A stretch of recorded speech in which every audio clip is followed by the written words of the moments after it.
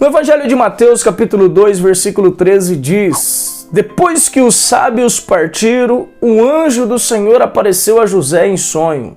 Levante-se, disse o anjo, fuja para o Egito com o menino e a sua mãe.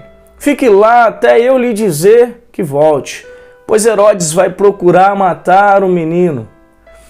Assim como Moisés correu o risco de ser morto por um decreto da parte do rei, que levaria todas as crianças com a média de 2 anos para baixo ser assassinado, assim também foi com Jesus de Nazaré.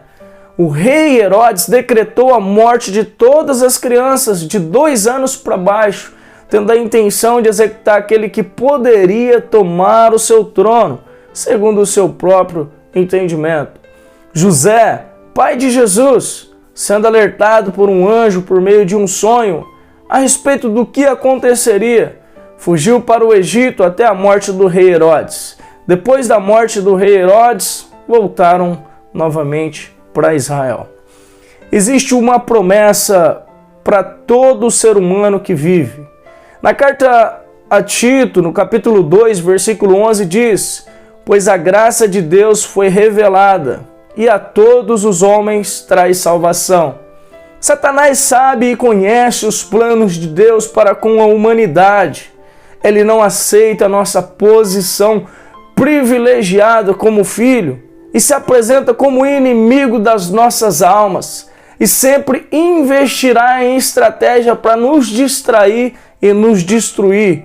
A distração é a forma mais exata em matar Jesus em nós.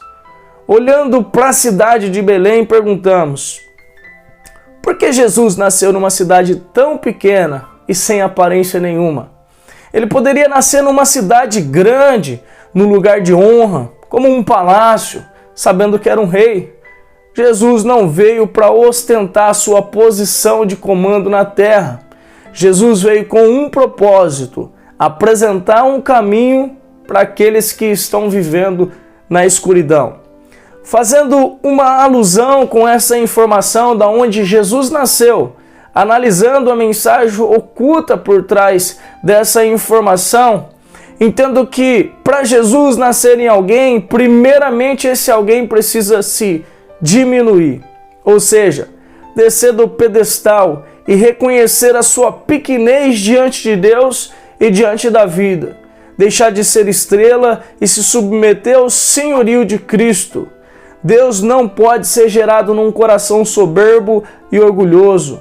Pessoas que têm o coração orgulhoso dificilmente conseguiria se submeter a alguém que não tem status e que não pode oferecer algo aparente a ela. Jesus nasce num coração quebrantado e contrito. No livro de Salmos, capítulo 51, versículo 17, diz: O sacrifício que desejas é um espírito quebrantado. Não rejeitarás um coração humilde e arrependido. Jesus está disposto a nascer em nossos corações, mas precisamos nos humilhar.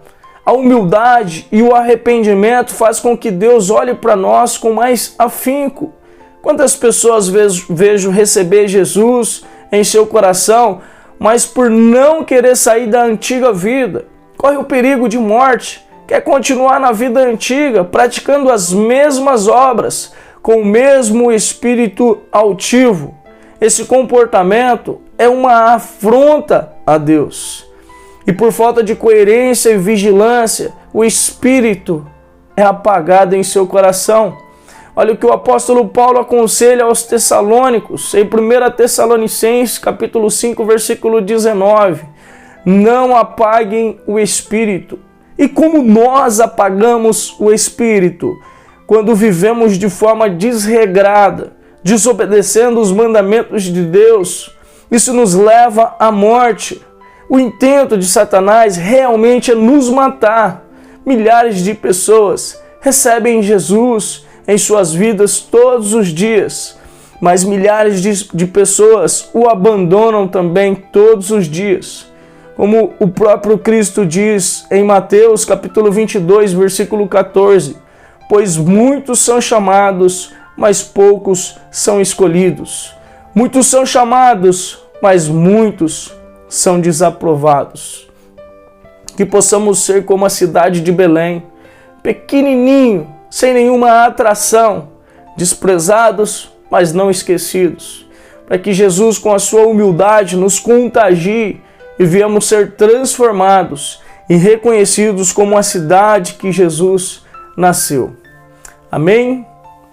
Te convido a estar orando comigo. Pai, o meu coração é soberbo, o meu coração é altivo.